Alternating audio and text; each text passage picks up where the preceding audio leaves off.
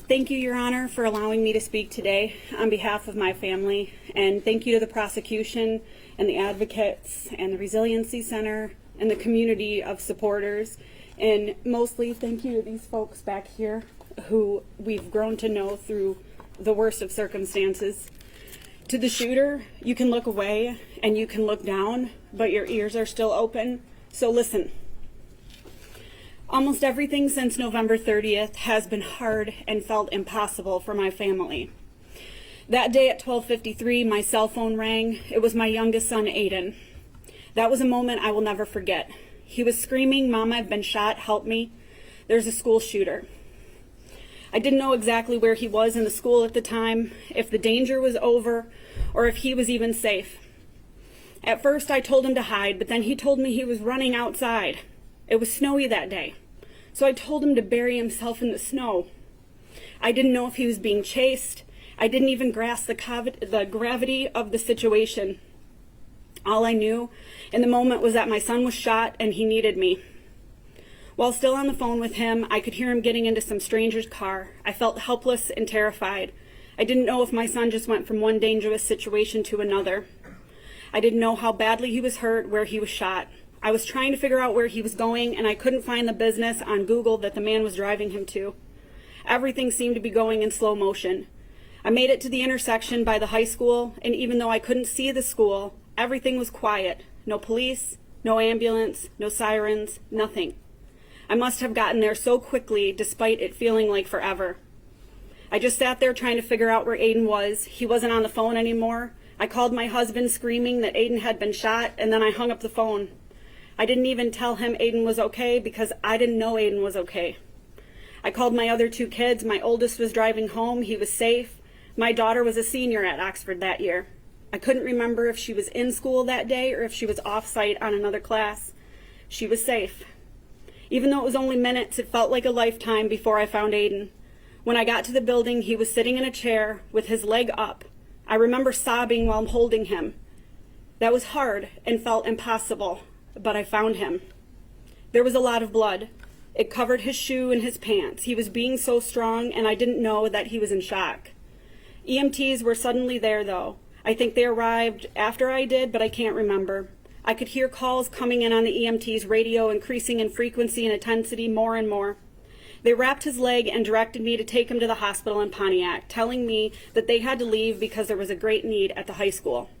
I still didn't know the extent of what was happening at the high school. All I knew is that they were leaving and my son had been shot. That was hard and felt impossible. But together with the people at the business, we put Aiden on an office chair that had wheels and we rolled him to the car. By the time we got to Lapeer Road, the quiet was gone. Every first responder from what seemed like everywhere was driving towards us. There were so many sirens, so many lights, so many first responders that traffic we were driving with kept stopping and pulling over. We kept having to stop. I can't remember when I started to scream, but at some point I was screaming and driving around traffic on the shoulder, zigzagging in and out of traffic. I didn't know if we would get pulled over, and I think I almost hoped we would so they would get him to the hospital faster. I kept thinking I wasn't going to make it, and at one point I couldn't see through the tears. That's when Aiden started to comfort me. That's my boy, my sweet, sincere, loving boy who always looks out for his family. He had been shot, was bleeding through the wrap onto the dashboard, trying to hold his leg up, and he was just trying to make sure I was okay. I wish I could say that was the last time I lost it like that, but it wasn't. I wish I could say that my boy stayed the same sweet child that he was that day. But shock wears off and trauma sets in and people change. Seeing that happen to your child is hard, and it's impossible to work through, but we keep trying. We made it to the hospital. Doctors came from everywhere and swarmed him. They brought an x-ray machine to him. He was repeatedly questioned, had a police officer stationed at his bed. There were two other kids right by Aiden from Oxford, one boy sitting in his bed alone, holding his face, bleeding. Then his mom arrived. I didn't know her, but I know her now. I would learn all of their names, those that died and those that were injured. I would meet their parents in court and in other ways. We would go through this hell together, yet still feel so alone. We would cry together, advocate together, try sometimes in vain to make anything better that we could. This is hard and feels impossible, but we don't give up. While we were in the hospital, we were getting texts and calls. We learned really what happened. Hannah, Madison, and Tate didn't make it that day. The following day, Justin lost his life in the same hospital we took Aiden to. It was hard to learn about and felt impossible to comprehend, but it was the beginning of our new reality. And though I knew what had happened then, I wasn't prepared for how things would be and how hard they would be and how everything would change for us. That night, no one slept but Aiden. We were on alert to watch for compartment syndrome and learning how to tend to his wounds and changing his bandages. I cried all night. Aiden slept with pain medication, and the next morning I was so grateful when he woke up. I put my head on his chest just to hear his heartbeat, grateful he was alive because some parents didn't have that the next morning. He bled through the bandages and the wrap onto the pillow that was propping up his leg that first night. It wouldn't be the last time something like that happened either. It became common to have his clothes, pillows, blankets, and sheets stained. 47 days after my son was shot, both wounds finally scabbed over, though we did have some breakthrough bleeding. Before the bleeding stopped, however, black discharge from the burn of the bullet, blood from his wound, and yellow pus and fluid would ooze from his wounds. We were instructed to do something called a wet to dry bandage, changing it 3 times a day. Every time we changed it, when we pulled it off, no matter how slowly we did it, the method we tried, the type of sterile pads we used, it removed his skin, made him bleed, and caused him pain over and over again.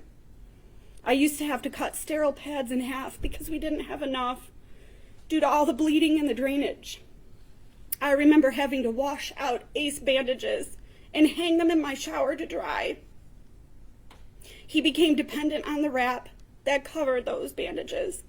He wouldn't give it up for months. He insisted he needed it to protect it. We didn't argue. We just kept washing them. I didn't have what I needed to help him at first. That was hard and felt impossible. But people from the community came to our home and they brought us supplies to help our son.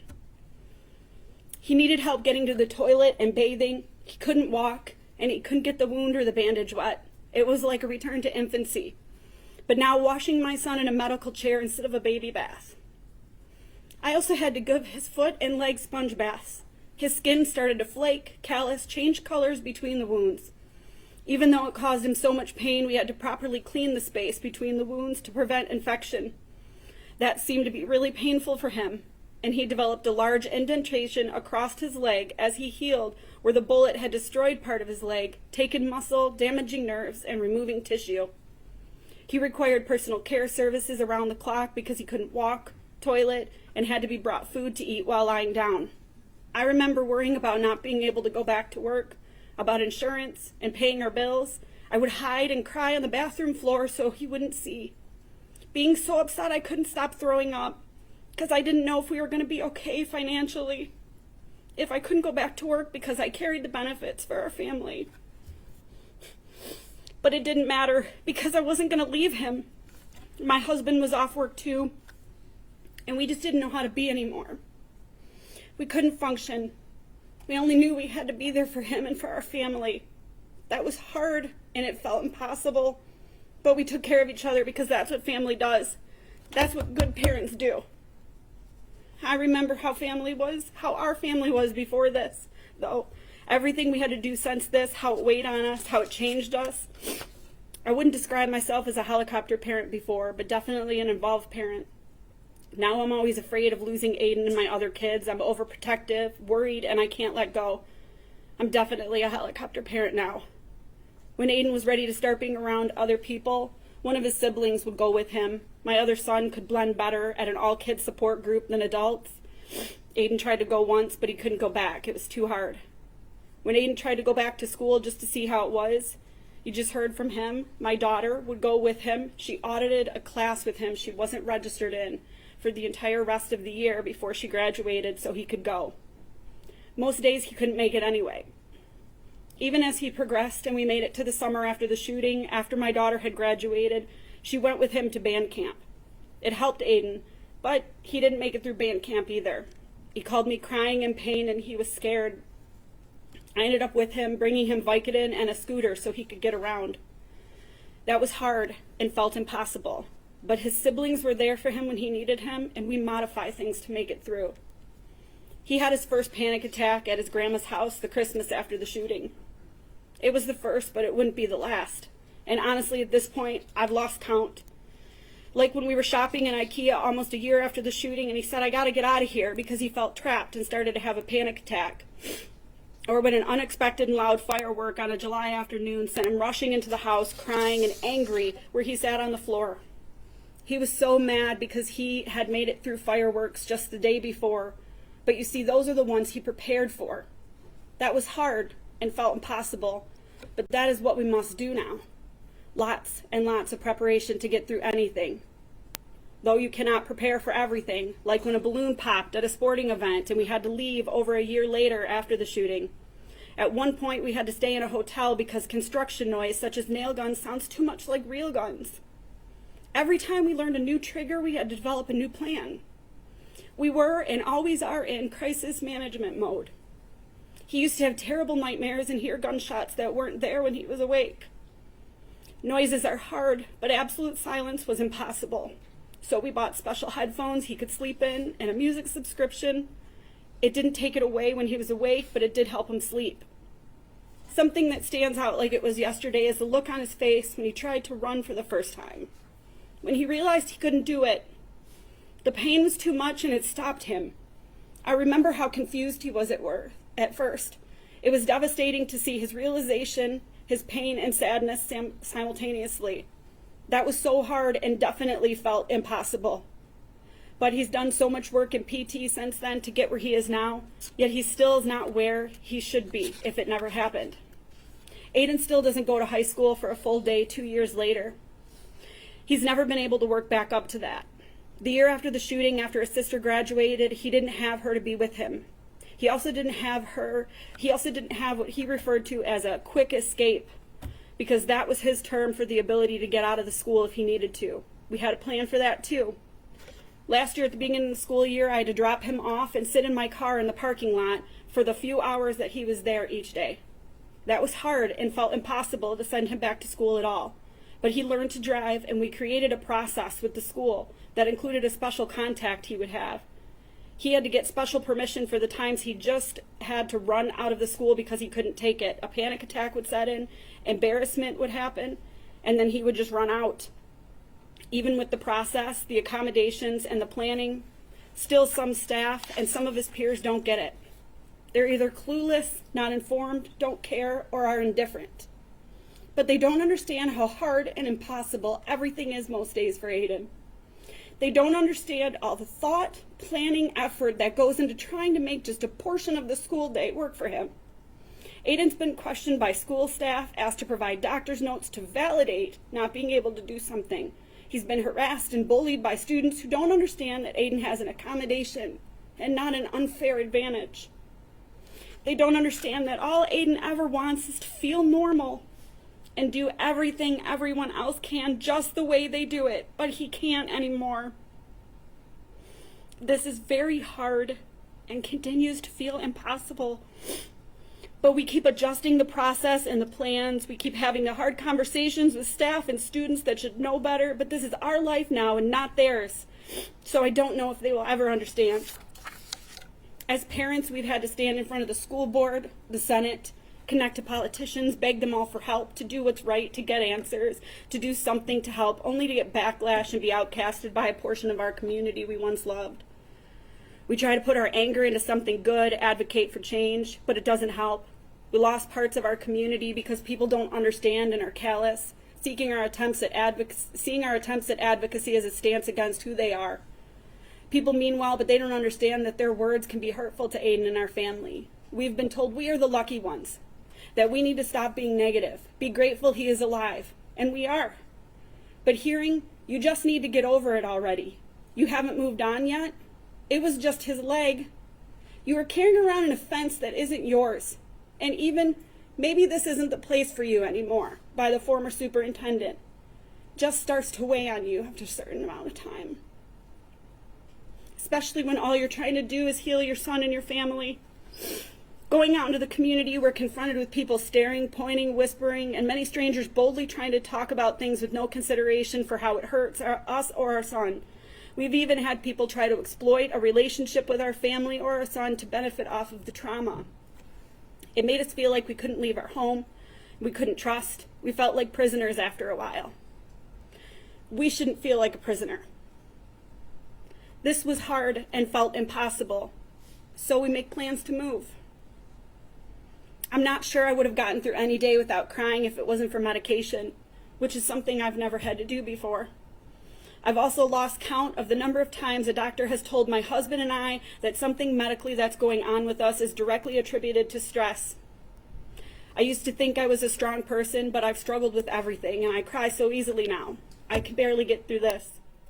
I have tremendous guilt because before the shooting, when threats were being reported, Aiden asked me if he could stay home from school, and I told him he was safe, and he was not.